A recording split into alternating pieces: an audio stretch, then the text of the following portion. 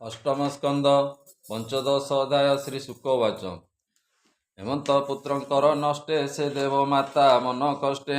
ଇନ୍ଦ୍ରର ଇନ୍ଦ୍ରପଣ ଗଲା ଗିରି ଦୁର୍ଗମ ଆଶ୍ରେ କଲା। ଦେବେ ଲୁଚିଲେ ଘୋର ବନେ ଶୁଣି ଅଦିତି ଦୁଃଖ ମନେ। ରାତ୍ର ଦିବସ ନ ଜାଣଇ ନିରତେ ଗୃହେ ଥାଇ ଶୋଇ। ତାର ଭୁବନେ ଏକ ଦିନେ କଶ୍ୟପ ଋଷିର ଗମନେ। ଅଦିତି ଶୟନ ସମ୍ମୁଖେ କଶ୍ୟପ ବସି ମନ ଦୁଃଖେ। ଦେଖିଲେ ଅଦିତି ଭୁବନେ ଆଦିତ୍ୟ ଅତି ଧୂମ ଜେନେ। ଉତ୍ସବ ଆନନ୍ଦ ନ ଦିଶେ ଅଷ୍ଟ ସମ୍ପଦ ହୀନେ ମିଶେ। ଦେଖିଲେ ମୁଖେ ସୁଖ ନାଇଁ ଶୋକ ଆକୁଳେ କମ୍ପେ ଦେଇ। ଅନାଇ ଅଦିତି ବଦନ ବୋଲଇ ମରିଚି ନନ୍ଦନ। ଶୁଣ ସୁନ୍ଦରୀ ସ୍ଥିର ଚିତ୍ତେ କହି ତୋହର ଅଗ୍ରତେ। ବ୍ରହ୍ମା ସଞ୍ଚିତ ସୃଷ୍ଟି ମଧ୍ୟେ ବ୍ରହ୍ମାଣ୍ଡେ ବସନ୍ତି ଆନନ୍ଦେ। ତାହାଙ୍କ ଗୃହେ ଦୁଃଖ ନାହିଁ ଏବେ ବିପରୀତ ଦେଖଇ। ଧନ ସମ୍ପଦ ଦୁଃଖ ନୁହେଁ ଶୁଣ ନିଗମ ଯାହା କହେ। ଅଶେଷ ବିଷ୍ଣୁର ଚରିତ କର୍ମର ବଳେ ଛନ୍ଦିତ। ଶୁଭ ଅଶୁଭ ଭାବ ବଳେ କାଳ ଛାଡ଼ଇ ଅନ୍ତରାଳେ।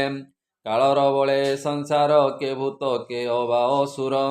ଭୋଗ ସମ୍ପଦ ଅର୍ଥେ ଗୃହେ ପ୍ରାଣୀ ସାଧନ୍ତି ଅତି ମୋହେ। ଏଭାବେ ସଂସାର ଚରିତ କିବା ହୋଇଲା ଚମ୍ବିତ। ବିପ୍ର ଅତିଥି କିବା ଘରେ କୁଟୁମ୍ବ ପୋଷଣେ ତପ୍ତରେ। ପୂଜା ନ ପାଇ ଏ ଭୁବନେ ନିରାଶେ ଗଲେ ଦୁଃଖ ମନେ। ତାର ସଞ୍ଚିଲା ପୁଣ୍ୟ ଯେତେ ଗମନ୍ତି ଅତିଥି ସଙ୍ଗତେ। ଅଗ୍ନିରେ ଯଥା କାଳେ ହବି ନ ଦେଇ ହୁଅ ପରାଭବି। ମୋର ଅଭାବେ ତୋର ଚିତ୍ତ କିବା ହୋଇଲା ମୋହଗତ। ଅଗ୍ନି ପୂଜନେ ଶୁଦ୍ଧ ମନୁ ଯେ ଜନ ମାନେ କାମଧେନୁ।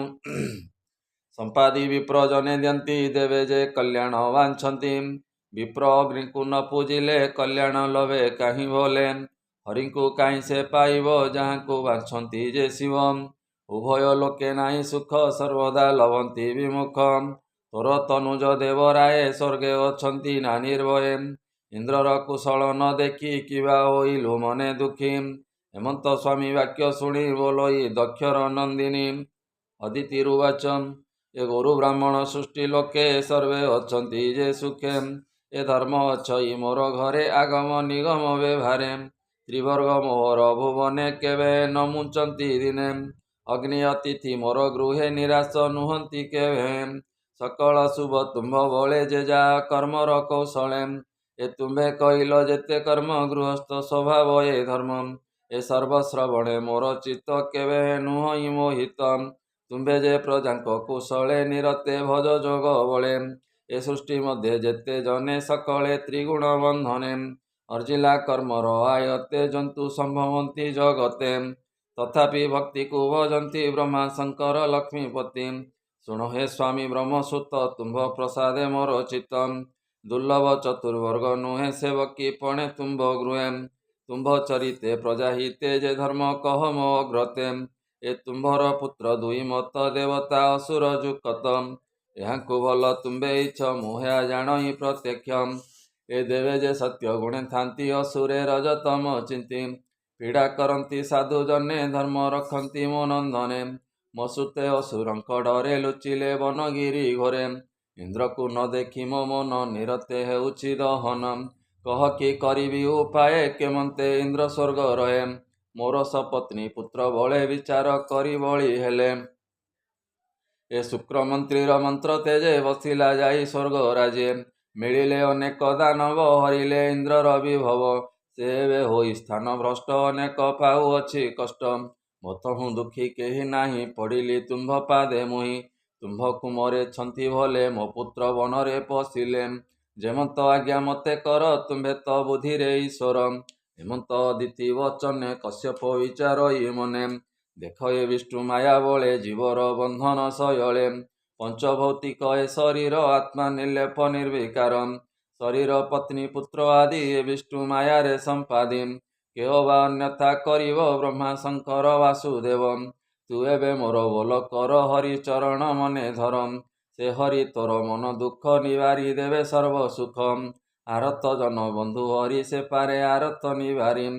ତାହାର ପାଦ ଆଶ୍ରେ କଲେ ସଙ୍କଟୁ ତରେ ପ୍ରାଣୀ ଭଲେ। ତାର ଚରଣ ଆଶ୍ରେ କର ନିର୍ଭୟ ମନ ଦୁଃଖ ହର। ହେମନ୍ତ କଶ୍ୟପର ବାଣୀ ଅଦିତି ଶୁଣି କହେ ପୁଣି। ଭୂନାଥ ବୁଦ୍ଧି କହ ମତେ ହରିଙ୍କି ସେବିବି କେମନ୍ତେ। ଯେମନ୍ତେ ମୋର ମନୋରଥ ପୂରଣ କରେ ଜଗନ୍ନାଥ। ପୁତ୍ର ବସିବ ଇନ୍ଦ୍ର ପଦେ ଭନାଥ ନମେ ତୋର ପାଦେ। କଶ୍ୟପ ଉବାଚ ଏମତେ ପତ୍ନୀ ବାକ୍ୟ ଶୁଣି ଇନ୍ଦ୍ର ନନ୍ଦନ ମନେ ଗୁଣି ଏ ବୋଲନ୍ତି ଶୁଣ ଗୋ ଘରଣୀ ହରି ତୋଷଣ ବ୍ରତ ବାଣୀ। ଯେ ବ୍ରତେ ପ୍ରଭୁ ଋଷିକେଶ ତୋହର ଉଦରେ ପ୍ରବେଶ ସେ ପ୍ରଭୁ ବେଦ ଗର୍ଭ ରୂପେ ବଳିକି ଛଳି ଦାନ କଳ୍ପେ। ତୋର ପୁତ୍ରକୁ ସେ ରଖିବ ତୁ ଏବେ ହରି ପାଦେ ସେବ। ହରି ତୋଷଣ ବ୍ରତ କର ଏ ଦୁଃଖ ସାଗରୁ ନିସ୍ତର। ଶୁଣ କହିବା ବେଦ ମତେ ସେ ବ୍ରତ କରିବୁ ଯେ ମତେ। ଫଗୁଣ ଶୁକ୍ଳ ପକ୍ଷ ଯୁକ୍ତ ଦ୍ୱାଦଶୀ ଦିନ ପୟ ବ୍ରତ। ଅର୍ଚ୍ଚନା କରି ଭକ୍ତି ବଳେ ବିଷ୍ଣୁର ଚରଣ କମଳେ। ସେବା କରିବୁ ଯେବେ ମତେ ଶୁଣ କହିବା କଳ୍ପ ତୋତେ। ପ୍ରାତଃ ଅମାବାସ୍ୟା ଦିନ ମନ୍ଦିରୁ ଗମିବୁ ବହନ। ଏ ବାରହ ମାଟି ଖାତେ ଯାଇ ମୃତ୍ତିକା ବାମ ହସ୍ତେ ନେଇ। ଶୁଣ ମନ୍ତ୍ରିବୁ ଯେଉଁ ମନ୍ତ୍ରେ ଅଙ୍ଗେ ବୋଳିବୁ ଯେଉଁ ଯନ୍ତ୍ରେ। ଭୋଦେବ ତୋର ଅନ୍ତକାଳେ ମିଳାଉଥିଲ ମହାଜଳେ। ଏ ପାତାଳେ ପଙ୍କ ରୂପେ ଥିଲୁ ବରାହ ଦର୍ଶନେ ଉଠିଲୁ। ହରିର ଦନ୍ତ ଅଗ୍ରେ ବାସି ତୁମର ହର ପାପ ରାଶି। ହେମନ୍ତେ ମୃତ୍ତିକା ମନ୍ତ୍ରିବ ଶରୀରେ ସମଗ୍ର ଲେପିବ। ସ୍ନାନ କରିବ ତିନି କାଳେ ପବିତ୍ର ଜଳେ ଉଦବେଳେ। ସେ ଯୁକ୍ତ ଆତ୍ମା ଶୁଦ୍ଧ ଚିତ୍ତେ ସ୍ନାନ କରିବ ଶୁଚି ଗାତ୍ରେ।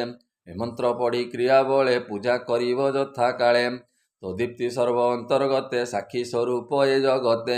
ସକଳ ଭୂତର ଆବାସ ନମସ୍ତେ ପ୍ରଧାନ ପୁରୁଷ। ଏ ଚତୁର୍ବିଂଶତି ତତ୍ତ୍ୱଜ୍ଞାତା ଅବ୍ୟକ୍ତ ସାଂଖ୍ୟ ଯୋଗ କର୍ତ୍ତା। ଏ ଦିଶିର ତ୍ରିଚରଣ ତୁହି ଚତୁର ଶୃଙ୍ଗ ଜନ୍ତୁ ହୋଇ। ଶପଥ ହସ୍ତ ଯଜ୍ଞ ରୂପୀ ନମସ୍ତେ ଚାରି ବେଦ ବ୍ୟାପୀ। ନମସ୍ତେ ଶିବ ରୁଦ୍ରବର ନମସ୍ତେ ତୁହି ଶକ୍ତିଧର। ସକଳ ବିଦ୍ୟା ଅଧିପତି ସର୍ବଭୂତଙ୍କ ପ୍ରାଣପତି। ହିରଣ୍ୟ ଗର୍ଭ ନମୋ ନମ ଜଗତ ଆତ୍ମା ପ୍ରାଣ ସମ। ଯୋଗ ଐଶ୍ୱର୍ଯ୍ୟ ଯା ଶରୀର ଯୋଗୀଙ୍କ ହେତୁ ଯୋଗେଶ୍ୱର। ନମସ୍ତେ ପ୍ରଭୁ ଆଦିଦେବ ତୁ ସାକ୍ଷୀ ଭୂତରେ ସମ୍ଭବ। ତୁ ଋଷି ହରି ନାରାୟଣ ତୁ ନର ପରମ କାରଣ। ତୁମର କତ ଶ୍ୟାମ ଦେହ ନମସ୍ତେ କମଳା ଆଶ୍ରୟ। ନମୋ କେଶବ ପିତବାସ ନମସ୍ତେ ଭକତ ବିଶ୍ୱାସ। ଏ ଭକତ ଜନେ ବରଦାତା ନମସ୍ତେ ସର୍ବପିତା ମାତା। ବରଣ୍ୟେ ବରଦାତା ଗୁରୁ ନମୋ ଭକତ କଳ୍ପତରୁ। ତୋ ପାଦ ରେଣୁ ମୋର ଶିରେ ମୁଖ୍ୟ ସାଧନେ ଯୋଗ ବଳେ। ଯେ ପାଦ ପଦ୍ମେ ଭକ୍ତ ସେବେ ଭାବେ ଖଟନ୍ତି ଦେବୀ ଦେବେ।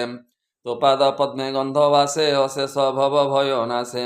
ହେମନ୍ତ ଆବାହନ କର ନିଶ୍ଚଳ ଚିତ୍ତେ ଭାବେ ଧର।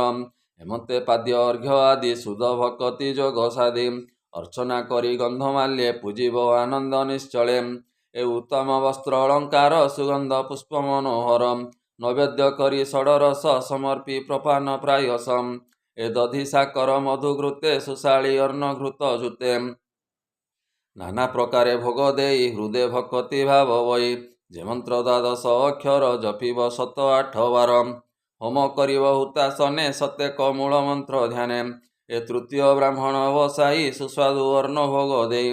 ବିପ୍ରଙ୍କୁ ଦେଇ ଆଚମନ ନିବେଦି ସୁଦିବ୍ୟ ବସନ। ଅତିଥି ଅନ୍ଧ ରଙ୍କି ଦୁଃଖୀ ତାଙ୍କୁ ଭୋଜନେ କର ସୁଖୀ। ତାହାଙ୍କୁ ଅନ୍ନ ଦାନ ଦେଇ ସନ୍ତୋଷ ଚିତ୍ତେ ଆଜ୍ଞା ପାଇ।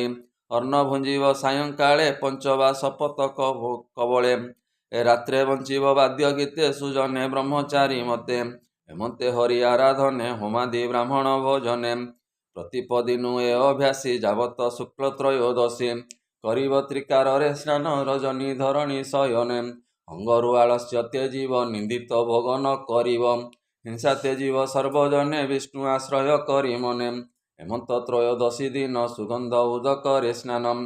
ଏ ଶାସ୍ତ୍ର ପ୍ରମାଣେ ପଞ୍ଚାମୃତ କରିବ ବେଦ ବିଧି ମତ। ହରିହରଙ୍କୁ ଧ୍ୟାନେ ଧରି ଅନଳେ ମନ୍ତ୍ରେ ହୋମ କରି। ନାନା ପ୍ରକାରେ ନୈବେଦ୍ୟ କଟୁଳ ମଧୁରାଦି ସ୍ୱାଦ। ନିବେଦି ବିଷ୍ଣୁ ତୋଷ ଅର୍ଥେ ପୂଜା କରିବ ନାନା ମତେ। ଅଗ୍ନି ପୂଜନେ କର୍ମ ସାରି ଗୁରୁ ଆଚାର୍ଯ୍ୟ ପାଦ ଧରି। ଏ ଧନ ବସନ ଅଳଙ୍କାର ଯେବା ଦକ୍ଷିଣା ବ୍ରତ ସାର। ଏ ଋତୁ ଜଳ ନମନ ତୋଷୀ ଦୁଃଖୀ ଦରିଦ୍ରଙ୍କୁ ଆଶ୍ୱାସୀ। ଏ ଭୋଜନେ ତୋଷୀ ସର୍ବପ୍ରାଣୀ ଯେଣେ ସନ୍ତୋଷ ଚକ୍ର ପାଣି। ସକଳ ବନ୍ଧୁ ଜ୍ଞାତି ମେଳେ ଭୋଜନ କରି ସାୟଂକାଳେ। ସୁବାଦ୍ୟ ନୃତ୍ୟ ଗୀତ ସ୍ୱରେ ଉତ୍ସବ କରି ନିଜ ପୁରେ। ହେମନ୍ତେ ପୟବ୍ରତ କରି ଯେବା ଜଗତେ ନର ନାରୀ। ଏ ବାଞ୍ଛିତ ଫଳକୁ ଲଭନ୍ତି ଅନ୍ତେ ସେ ମାୟାରୁ ତରନ୍ତି। ହେମନ୍ତେ ବ୍ରହ୍ମା ମୁଖୁ ପୂର୍ବେ ମୁହିଁ ଯେ ଶୁଣିଛି ପ୍ରସ୍ତାବେ। ମୁଁ ଯେଣୁ ମୋହର ଭାବିନି ତେଣୁ କହିଲି ଭାବ ଘେନି। ତୁ ଏହା ଶୁଦ୍ଧ ଚିତ୍ତେ ଧର ହରି ସନ୍ତୋଷେ ବ୍ରତ କର। ଏ ବ୍ରତ ସର୍ବ ଯଜ୍ଞ ସାର ଦୁର୍ଗମ ସଙ୍କଟୁ ଧର। ଏ ସର୍ବଭୂତଙ୍କ ପୂଜ୍ୟ ଏହି ଦାନ ତପସ୍ୟା ଫଳଦାୟୀ। ଏ ବ୍ରତ କରି ତୁ ଧାରଣ ଚତୁର ବର୍ଗର କାରଣ। ଯମ ନିୟମ ଏଣେ ସାଧ୍ୟ ଏ ଯୋଗେ ବିଷ୍ଣୁଙ୍କୁ ସମ୍ପାଦ। ତୁ ଏବେ ଚିତେ ଏହା ଧର ହରି ସନ୍ତୋଷ ବ୍ରତ କର। ତୋର ବାଞ୍ଛିତ ହରି ଦେବେ ତୋ ପୁତ୍ର ଗଣକୁ ରଖିବେ। ବୋଇଲେ ବିପ୍ର ଜଗନ୍ନାଥ ଅଦିତି ଶୁଣି ପୟୋ ବ୍ରତ। ଚିତେ ଚିନ୍ତିଲା ଭଗବାନ ସୁଜନେ କର ଏଣେ ଧ୍ୟାନ। ଇତି ଶ୍ରୀମଦ୍ଭାଗବତେ ମହାପୁରାଣେ ପାରମହଂସ୍ୟାଂ ସହିତାଂ ବୈୟାସିକ୍ୟାଂ ଅଷ୍ଟମ ସ୍କନ୍ଧେ ଅଦିତି ପୟୋବ୍ରତ ଉପଦେଶ ନାମ ପଞ୍ଚଦଶ ଅଧ୍ୟାୟମ୍। बोल आनंदे कुवार हरि हरि बोल।